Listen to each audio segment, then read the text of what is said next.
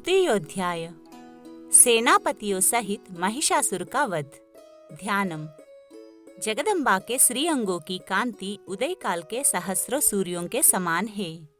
वे लाल रंग की रेशमी साड़ी पहने हुए हैं। उनके गले में मुंडमाला शोभा पा रही है। दोनों स्तनों पर रक्त चंदन का लेप लगा है। वे अपने कर कमलों में जपमालिका, विद्या और अभय तथा वर नामक मुद्राएं धारण किए हुए हैं। 3 नेत्रों से सुशोभित मुखारविंद की बड़ी शोभा हो रही है। उनके मस्तक पर चंद्रमा के साथ ही रत्नमय मुकुट बंधा है तथा वे कमल के आसन पर विराजमान है। ऐसी देवी को मैं भक्तिपूर्वक प्रणाम करता हूँ। ऋषि कहते हैं, दैत्यों की सेना को इस प्रकार तहस नहस होते देख महादैत्य सेनापति चिक्षुर क्रोध में भरकर अंबिका देवी से युद्ध करने के लिए आगे बढ़ा। वो असुर रणभूमि में देवी के ऊपर इस प्रकार बाणों की वर्षा करने लगा जैसे बादल मेरुगिरी के शिखर पर पानी की धार बरसा रहा हो।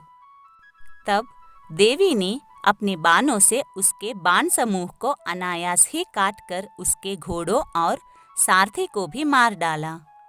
साथ ही उसके धनुष तथा अत्यंत ऊंची ध्वजा को भी तत्काल काट गिराया। धनुष कट जाने पर उसके अंगों को अपने बाणों से बींध डाला। धनुष, रथ, घोड़े और सारथी के नष्ट हो जाने पर वो असुर ढाल और तलवार लेकर देवी की ओर दौड़ा। उसने तीखी धार वाली तलवार से सिंह के मस्तक पर चोट करके देवी की भी बाई भुजा में बड़े वेग से प्रहार किया। देवी की बाह पर पहुंचते ही वो तलवार टूट गई। फिर तो क्रोध से लाल आंखें करके उस राक्षस ने शूल हाथ में लिया और उसे उस महादैत्य ने भगवती भद्रकाली के ऊपर चलाया। वो शूल आकाश से गिरते हुए सूर्यमंडल की भांति अपने तेज से प्रज्वलित हो उठा। उस शूल को अपनी ओर आते देख देवी ने भी शूल का प्रहार किया। उससे राक्षस के शूल के सैकड़ों टुकड़े हो गए। साथ ही महादैत्य चिक्षुर की भी धज्जियां उड़ गई। वो प्राणों से हाथ धो बैठा। महिषासुर के सेनापति उस महापराक्रमी चिक्षुर के मारे जाने पर देवताओं को पीड़ा देने वाला चामर हाथी पर चढ़कर आया। उसने भी देवी के ऊपर शक्ति का प्रहार किया, किंतु जगदम्बा ने उसे अपने हुकार से ही आहत एवं निष्प्रभ करके तत्काल पृथ्वी पर गिरा दिया। शक्ति टूटकर गिरी हुई देख चामर को बड़ा क्रोध हुआ। अब उसने शूल चलाया, किंतु देवी ने उसे भी अपने बाणों द्वारा काट डाला। इतने में ही देवी का सिंह उछलकर हाथी के मस्तक पर चढ़ बैठा और उस दैत्य के साथ खूब जोर लगाकर बाहुयुद्ध करने लगा। वे दोनों लड़ते लड़ते हाथी से पृथ्वी पर आ गए और अत्यंत क्रोध में भरकर एक दूसरे पर बड़े भयंकर प्रहार करते हुए लड़ने लगे। तदनंतर सिंह बड़े वेग से आकाश की ओर उछला और उधर से गिरते समय उसने पंजों की मार से चामर का सिर धड़ से अलग कर दिया। इसी प्रकार उदग्र भी शिला और वृक्ष आदि की मार खाकर रणभूमि में देवी के हाथ से मारा गया तथा कराल भी दांतों, मुक्कों और थप्पड़ों की चोट से धराशायी हो गया। क्रोध में भरी हुई देवी ने गदा की चोट से उद्दत का कचूमर निकाल डाला। भिंदीपाल से वाशकल को तथा बाणों से ताम्र और अंधक को मौत के घाट उतार दिया। 3 नेत्रों वाली परमेश्वरी ने त्रिशूल से उग्रास्य, उग्रवीर्य तथा महाहनु नामक दैत्यों को मार डाला। तलवार की चोट से विडाल के मस्तक को धड़ से काट गिराया।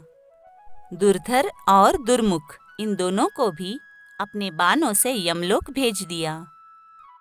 इस प्रकार अपनी सेना का संहार होता देख महिषासुर ने भैंसे का रूप धारण करके देवी के गणों को त्रास देना आरंभ किया।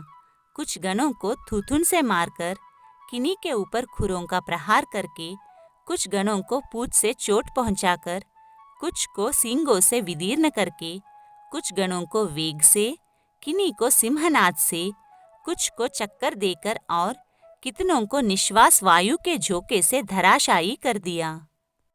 इस प्रकार गणों की सेना को गिराकर वो असुर महादेवी के सिंह को मारने के लिए झपटा। इससे जगदम्बा को बड़ा क्रोध हुआ। उधर महापराक्रमी महिषासुर भी क्रोध में भरकर धरती को खुरों से खोदने लगा तथा अपने सींगों से ऊंचे ऊंचे पर्वतों को उठाकर फेंकने और गरजने लगा। उसके वेग से चक्कर देने के कारण पृथ्वी क्षुब्ध होकर फटने लगी। उसकी पूंछ से टकराकर समुद्र सब ओर से धरती को डुबोने लगा। हिलते हुए सींगों के आघात से विदीर्ण होकर बादलों के टुकड़े टुकड़े हो गए। उसके श्वास की प्रचंड वायु के वेग से उड़े हुए सैकड़ों पर्वत आकाश से गिरने लगे।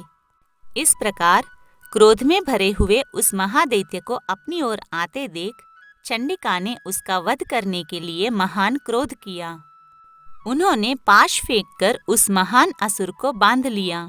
उस महासंग्राम में बंध जाने पर उसने भैंसे का रूप त्याग दिया और तत्काल वो सिंह के रूप में प्रकट हो गया।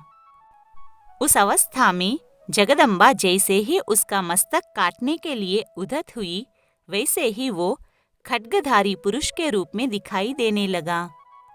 तब देवी ने तुरंत ही बाणों की वर्षा करके ढाल और तलवार के साथ उस पुरुष को भी बींध डाला।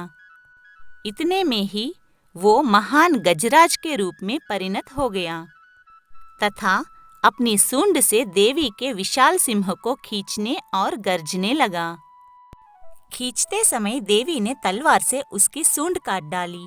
तब उस महादैत्य ने पुनः भैंसे का शरीर धारण कर लिया और पहले के ही भांति चराचर प्राणियों सहित तीनों लोकों को व्याकुल करने लगा।